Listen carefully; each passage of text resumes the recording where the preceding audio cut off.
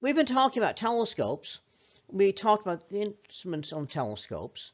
And so next thing we want to talk about is expanding a little bit of our telescope resources. So let me go ahead and explain that. This was an image I had, a screenshot of my office computer I made some years ago. So this was right before class. I was getting ready to teach class. And then before we had class, I looked at the National Weather Service website to kind of see what the weather was going to be looking like if we went to after class, determine whether or not we're going to be going outside for lab or not. And you can sort of see up here at the top, this was a number of years ago. So this was February 25th, 2005. And this is what the National Weather Service radar looked like at that time. And you notice there's this big spike right there. Now, nowadays, on the radar, they have computers that remove that spike, but in those days they didn't. And so I got the screen capture, and it's like, well, what's that spike? Well, it's not something on the ground, because the spike was not there about 10 minutes before this, and the spike was not there 10 minutes afterwards. So it was something that was transient, something that was temporary. So go back up here and look. This is in February, late February, and the time is 0:14 universal time. So what is 0:14 UT? Remember, we learned about universal time. We learned about time because you use universal time. And so 0:14 UT, this is in February, so this is standard time. So that means UT is 6 hours ahead. So that means this was really 6:14 p.m. on February 24th. Okay. So what was happening west? So what was happening in the west-southwest at just after 6 p.m. on February 25th? The sun was setting. So it was right in front of the radar at that moment. Now, it was higher than the radar was looking prior to that, and so you did not get the spike. Below the horizon after that, so you didn't get the spike. So what that means is the sun is actually giving off microwaves, which is what radar is, and was overloading the dish at that moment. And so that's what that spike is. So that means that, well, in principle, if you had a radar receiver and you pointed it at the sun, if the sun changed the amount of microwaves that it was producing, you could record that. And you could actually measure the sun that way. So that is the beginnings of radio astronomy. Remember, microwaves are a type of radio wave. And so radio astronomy is using radio waves to study the heavens. So an instrument that picks up these radio waves is a radio telescope. And so what I have here is a big dish that is basically how a radio telescope works. This is how you normally think of it, in which the radio waves come in, they hit the dish, and the dish is a parabolic dish that reflects all the radio waves up to that point in the middle there. And for most radio telescopes, then that's actually a receiver. Now, some of them have a reflector there, reflects the dish, the radio waves down here, kind of like an optical telescope. But most of the time, that's your receiver right up here at the apex right there. And so, and then you just have wires that run down from there. So this is a radio telescope. Now, the advantage of radio telescopes is that they look at different wavelengths than visual light, and so that's useful to you because then you can see things you can't otherwise see. The other advantage is that atmospheric effects are often less apparent with radio telescopes. Well, we didn't always know you got radio signal from space, and so that was discovered originally by a fellow named Carl Jansky. Jansky was actually working at Bell Labs. Now, we're not talking about Bell helicopters. This is Alexander Graham Bell. So they did communication, telephones. And he had this interesting idea that maybe instead of having wires to carry telephone signals, you could use radio waves. Now, why was that a big deal? Well, back when he was doing these studies in 1920s and 1930s, if you wanted to make a long-distance phone call, then there had to be a wire, a copper wire running from one city to another. So in other words, you wanted to call someone in Houston.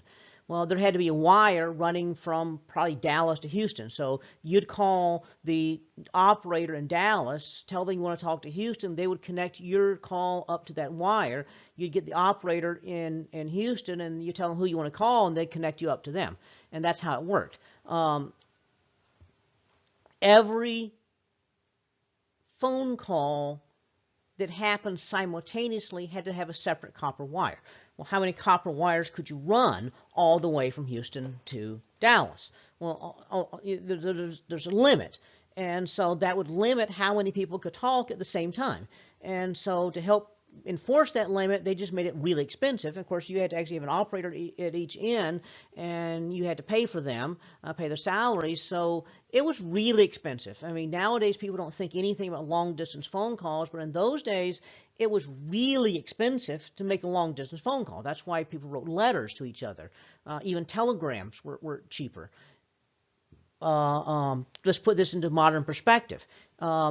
If you take what it cost to make a phone call in those days and translate it to today, you're talking probably, if you called Houston today and then adjust for inflation, okay, you want to make a long distance phone call, $10 plus a couple dollars for every 30 seconds you're on the phone. And so he realized this was obviously, limiting how many people could make phone calls, and they could really do a lot better. So doing away with the copper wires, he thought would be a good way of doing it. So he had an idea that you could transmit radio waves and carry by radio signals telephone conversations. And so, and in fact, they eventually did that. They eventually, long-distance phone calls having wires between cities that have microwave relay towers, and they'd send microwave from one tower to another tower to another tower across the countryside.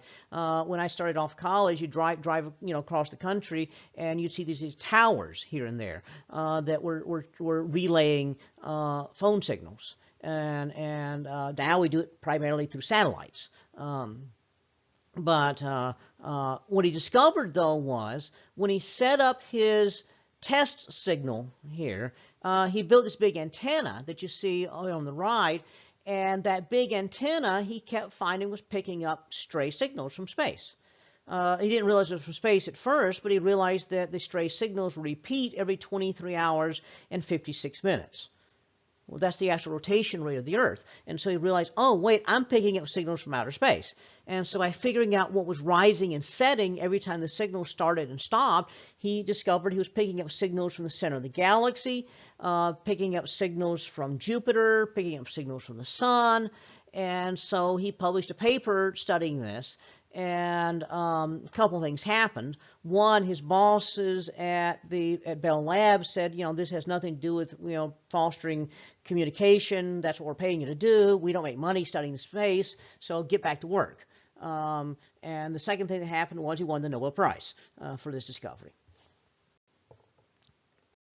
He did go back to work, though, and so that put kind of a limit to his discoveries. And Grote Reber at University of Chicago, on the other hand, up in Chicago, he came up with another idea. He said, well, I can do this. And so he built this dish that you see on the right over here. And so the idea was pretty much like I said before, the radio signals come in, the dish reflects everything up to receiver held up in front of the dish. And so now if you were to see something like this on campus, your first thought would be that this is, some sort of satellite dish or something. Well, this was 1930s. This is before any satellites were even put into space. So what was going on late 1930s? Well, World War II was starting. The Nazis were advancing in Europe. And so a rumor got started that Professor Reber had a secret contract with the Army to build an anti-aircraft death ray. and so that was the rumor about that big dish that was up there in Chicago. But nope, it was actually a radio telescope. But the fact is, the war did interfere with radio telescopes. And so what happened was, shortly after this, and he made his discoveries, and he actually did some of the first mapping of radio sources in the sky, that we went to war, and a lot of the electrical engineers and physicists and other scientists were called up to the war effort to build weapons and build counter weapons. In fact, what happened was that they developed radar, they developed all these other sort of things, and then you had a huge amount of military surplus radar equipment, because they kept changing how they were doing radar, and you had a lot of people very highly trained in this type of electronics, radio electronics, after the war, and so they went into radio astronomy. So radio astronomy really took off after World War II. And this is where you ended up with some interesting things.